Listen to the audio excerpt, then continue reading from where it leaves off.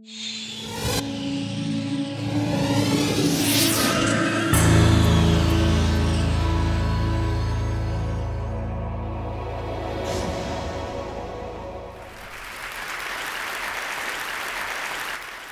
business usual is always value for money. All the time we are trying to get value for money. What we don't look for is value for many. While we are generating value for money, do we care about those 4 billion people whose income levels are less than $2 a day, the so-called bottom of the pyramid? What is the challenge in getting value for money as well as value for many? It is described here in terms of the performance and the price. If you have money, of course, you can get the value. You can get Mercedes for very high price, very high performance. But if you don't have money, what happens? Well, you have to ride a bicycle, carrying your own weight, and also some other weight, so that you can earn the bread for the day. Well, poor do not remain poor, they become lower middle class, and if they do so, then of course the conditions improve. And they start riding on scooters, but the challenge is, again, they don't get much value because they can't afford anything more than the scooter. The issue is, at that price, can you give them some extra value, a super value in terms of their ability to ride in a car, to get that dignity, to get that safety? Looks practically impossible, isn't it? Now, this is something that we see on Indian streets all the time, but many people see the same thing and think things differently, and one of them is here, Ratan Tata. The great thing about leaders is that should they not only have passion in their belly, which practically all of them have, they're also very innovative. Innovator is one who does not know it cannot be done. They believe that things can be done. But great leaders like Ratan have compassion. And what you said, Lakshmi, is absolutely true. It's not just Ratan Tata. It is the house of Tatas over a period of time. Let me confirm what she said. Yes, I went barefoot until I was 12. I struggled 2 meals a day was a huge issue. And when I finished my SSC, the 11th standard, I had stood 11th among 135,000 students, but I was about to leave the school because my poor mother couldn't afford schooling. And it was Sir Dorab Tata Trust, which gave me 60 rupees per month, almost $1 per month for 6 years. That is how I'm standing before you. So that is the house of Tata. Innovation, compassion, and passion. They combine all that. And it was that compassion which bothered Ratan, because when he saw, in fact, he told me about 8 or 9 years ago, how he was driving his own car. He drives his own car, by the way. And he saw in the rains a family like the one that I showed to you getting drenched with an infant. And then he said, well, I must give them a car that they can afford, 1 lakh car, $2,000 car. Of course, as soon as you say something like this, people say it is impossible. And that's what was said by Suzuki. He said, oh, probably he's going to build a 3-wheeler with stepney. And you can see the cartoon here. Well, he didn't build that. He built a proper car, Nano. And mind you, I'm 6 feet half an inch. Ratan is taller than me. And we have ample space in the front and ample space in the back in this particular car. An incredible car. And of course, nothing succeeds like success. The cynics then turned around, and one after the other, they started saying, yes, we also want to make a car in the nano segment. We'll manufacture a car in the nano segment. How did this great story unfold, the making of nano? Let me tell you a bit about it. For example, how it started, Ratan, was to just began with a 5-engineer team, young people in their mid-20s. And he said, well, I don't define a vehicle for you, but I will define the cost for you. It is 1,100,000 rupees, and you have to make it within that. And he told them, question the unquestionable. Stretch the envelope. And at a point in time, he got so engrossed in the whole challenge that he himself became a member of the team. Can you believe it? I still am told about the story of that single wiper design in which he participated until midnight. He'll be thinking early morning, he'll be sort of coming back with solutions. But who are the team leader? The team leader was Girish Wagh, a 35-year-old boy in Pune, and the Nano team average age was just 27 years. And they did innovation in design and beyond. Broke many norms of the standard conventions. For the first time, for example, that a two-cylinder gas engine was used in a car with a single balancer shaft. Adhesives were replacing the rivets. There was a co-creation, huge co-creation with vendors and suppliers. Our ideas on board were welcome. 100 vendors were co-located adjacent to the plant, and innovative business models for automobile dealership were developed. Who would imagine that a fellow who sells cloth, for example, will be selling nano? I mean, it was an incredible innovation. Seeking solutions for non-auto sector, it was an open innovation. Ideas from all over were welcome. Mechanism of helicopter seats and windows was used, by the way, as well as dashboard that were inspired by two-wheelers.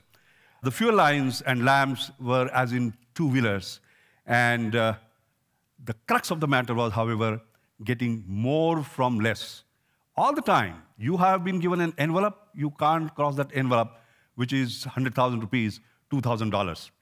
And therefore, each component had to have a dual functionality. And the seat riser, for example, serving as a mounting for the seat, as well as structural part of the functional rigidity. Half the number of parts are contained in nano in comparison to a typical passenger car. The length is smaller by 8%, by the way, but the current entry-level cars, in comparison to that, it is 8% less, but 21% more inside space. And what happened was that more from less, you can see how much more for how much less. When the Model T was launched, and these are, by the way, all the figures that are adjusted to 2007 dollar prices. Model T was 19,700 by Ford. Volkswagen was 11,333. And British Motor was around 11,000. And Nano was bang on $2,000. This is why you started actually a new paradigm shift, where the same people who could not dream of sitting in a car, who were carrying their entire family in a scooter, started dreaming of being in a car, and those dreams are getting fulfilled. This is a photograph of a house and a driver and a car near my own home. The driver's name is Narayan. He has bought his own Nano. And you can see there has been a physical space that has been created for him, parking that car along with the owner's car. But more importantly, they have created a space in their mind that, yes, my chauffeur is going to come in his own car and park it. And that's why I call it a transformational innovation. It is not just technological, it is social innovation that we talk about. And that is where, ladies and gentlemen, this famous theme of getting more from less for more becomes important. I remember talking about this for the first time in Australia about 1.5 years ago when their academy honored me with a fellowship. And unbelievably, in 40 years, I was the first Indian to be honored. And the title of my talk was, therefore, Indian Innovation from Gandhi to Gandhian Engineering. And I titled this More from Less for More and More and More People as Gandhian Engineering. And that Gandhian Engineering, in my judgment, is the one which is going to take the world forward, is going to make a difference, not just for a few, but for everyone. Let me move from mobility in a car to individual mobility for those unfortunate who have lost their legs. Here is an American citizen and his son having artificial foot. What is its price? $20,000. And of course, these feet are so designed that they can walk only on such perfect pavements or roads. Unfortunately, that's not the case in India. You can see him walk barefoot on an uneven land, sometimes in a marshy land, and so on and so forth. More importantly, they not only walk far to work, and not only they cycle to work, but they cycle for work, as you can see here, and they climb up for their work. You have to design artificial foot for such conditions. The challenge, of course, 4 billion people, their incomes are less than $2 a day. And if you talk about a $20,000 shoe, you are talking about 10,000 days of income. You just don't have it. And therefore, you have to look at alternatives. And that is how Jaipur Foot was created in India. It had revolutionary prosthetic fitment and delivery system, a quick molding and modular components, enabling custom-made on-the-spot limb fitments. You could fit it actually in an hour, by the way, whereas the equivalent other feet took something like day and so on. Outer socket made by using heated high-density polyethylene pipes rather than using heated sheets, and unique high-ankle design, human-like looks, flexions, and functions. And I like to show how it looks and how it works. So they can freely work with this on the field, and we don't need to change their profession.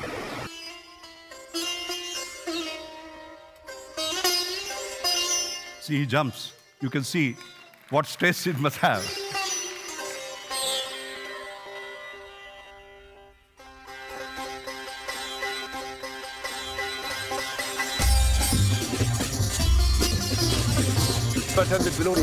About me, yes.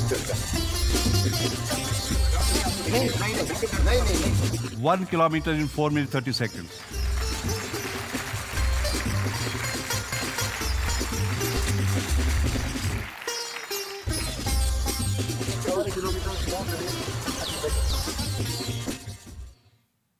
So that's what it is all about. And therefore, time took the notice of this $28 food, basically. You know? An incredible story. Let's move on to something else. I've been talking about getting more from less for more. Let's move to health. We talked about mobility and the rest of it. Let's talk about health. What's happening in the area of health? You know, you have new diseases, you require new drugs. And if you look at the drug development 10 years ago and now, what has happened? 10 years ago, it used to cost about $250 million. Today, it costs $1.5 billion. Time taken for moving a molecule to marketplace after all the human and animal testing was 10 years. Now it is 15 years. Are you getting more drugs because you are spending more time and more money? No, I'm sorry. We used to have 40, now they have come down to 30. So actually, we are getting less from more for less and less people. Why less and less people? Because it is so expensive, so very few will be able to basically afford that. Let us just take an example. The psoriasis is a very dreadful disease of the skin. The cost of treatment, $20,000. $1,000 antibody injections under the skin, by the way, and 20 of them. Time for development, it took around 10 years and $700 million. Let's start in the spirit of more from less for more and more, and start putting some targets. For example, we don't want $20,000, we don't have it. Can we do it $100? Time for development, not 10 years. We are in a hurry, 5 years. Cost of development, few $100 million. Sorry, I can't spend more than $10 million. Looks absolutely audacious. Looks absolutely ridiculous. Do you know something? This has been achieved in India. These targets have been achieved in India. And how they have been achieved? Sir Francis Bacon had once said, when you wish to achieve results that have not been achieved before, it's an unwise fancy to think that they can be achieved by using methods that have been used before. And therefore, the standard process where you develop a molecule, put it into mice, into men, were not yielding those results. Billions of dollars were being spent. The Indian cleverness was using its traditional knowledge, however, scientifically validating it and making that journey from men to mice to men, not molecule to mice to men. You know? And that is how this difference has come. And you can see this blending of traditional medicine, modern science. I launched a big program when I was the Director General of CSIR about 9 years ago. Is giving results not just for psoriasis, for cancer, and a whole range of things, changing the whole paradigm. And you can see this Indian psoriasis breakthrough obtained by this reverse pharmacology. By doing things differently, you can see before treatment and after treatment. This is really getting more from less for more and more people, because these are all affordable treatments now. Let me just remind you of what Mahatma Gandhi had said. He had said, Earth provides enough to satisfy every man's need, but not every man's greed. So the message he was giving us was you must get more from less and less and less, so that you can share it for more and more people, not only the current generation, but the future generations. And he had also said, I would prize every invention of science made for the benefit for all. So he was giving you the message that you must have it for more and more people, not just a few people. And therefore, ladies and gentlemen, this is the theme, getting more from less for more. And mind you, it is not getting just a little more for just a little less. It's not about low cost. It's about ultra low cost. You cannot say HIV/AIDS treatment, oh, $10,000, but because you are poor, I'll give it for $9,000. Sorry, it doesn't work. You have to give it for $100, $200. Is it possible? It has been made possible, by the way, for certain other different reasons. So you are not talking about low cost, you are talking about ultra low cost. You're not talking about affordability, you are talking about extreme affordability, because 4 billion people whose income levels are less than $2 a day, all right? You're not talking about exclusive innovation, you're talking about inclusive innovation. And therefore, you're not talking about incremental innovation, you're talking about disruptive innovation. The ideas have to be such that you think in completely different terms. And I would also add, it is not only getting more from less for more, by more and more people, the whole world working for it. I was very touched when I saw a breakthrough on the other day. You know, incubators for infants, for example, they're not available in Africa, they're not available in Indian villages, and infants die. Incubator costs $2,000. And there's a $25 incubator giving that performance that has been created. And by whom? By young students from Stanford University on an extreme affordability project that they had, basically. Their heart is in the right place, like Ratan Tata. It's not just innovation, compassion and passion. Compassion in the heart and passion in the belly. That's the new word that we want to create, and that is why the message is that of Gandhi engineering. Ladies and gentlemen, I'd like to end before time. I was also afraid of those 18 minutes. I have still 1.5 minutes to go. The message, the final message is this. India gave a great gift to the world. What was that? 20th century, we gave Gandhi to the world. The 21st century gift, which is very, very important for the whole world, whether it is global economic meltdown, whether it is climate change, whether it is any problem that you talk about, is getting more from less for more and more, not only the current generations, for the future generations. And that can come only from Gandhi engineering. So ladies and gentlemen, I'm very happy to announce this gift of the 21st century to the world from India, Gandhi engineering. Thank you. Thank you.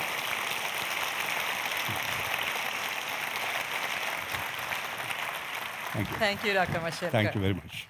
A quick question for you. You know, when you were a young boy, you know, in this school, what were your thoughts like? What did you think you could become? What was the thing that drove you? Was there a vision you had? What is it that drove you? I'll tell you a story that drove me, that transformed my life. I remember I went to a poor school because my mother could not gather the 21 rupees, that $50 that was required within the stipulated time.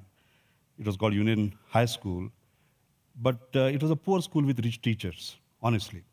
And one of them was Principal Bhave, who taught us physics. One day, he took us out into the sun and tried to show us how to find the focal length of a convex lens. The lens was here, the piece of paper was there, he moved it up and down, and there was a bright spot up there. And then he said, this is the focal length. But they didn't held it for a little while, Lakshmi. And then the paper burnt. When the paper burned, for some reason he turned to me and he said, Mashelkar, like this, if you do not diffuse your energies, if you focus your energies, you can achieve anything in the world. All right? That gave me a great message. Focus and you can achieve. I said, oh, science is so wonderful, I have to become a scientist. But more importantly, focus and you can achieve. And that message, very frankly, is valid for society today. What does that focal length do? It has parallel lines which are sun rays. And the property of parallel lines is that they never meet.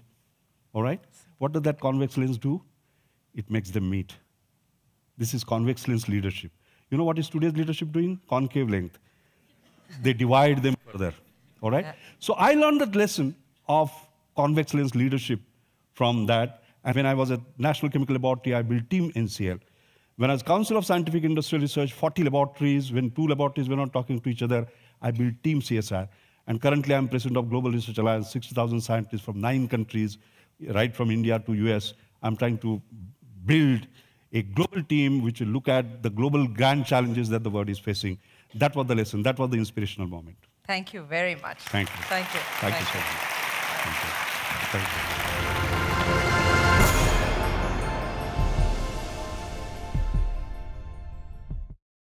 Investment in broadband high-speed internet can help small businesses create new American jobs. Small businesses are being formed, dreams are being launched, and at AT&T, We're investing billions to upgrade and build out our wired and wireless networks. Now is not the time to stall momentum or stifle innovation or investment. Jobs, dreams, and the future are at stake. AT&T, your world,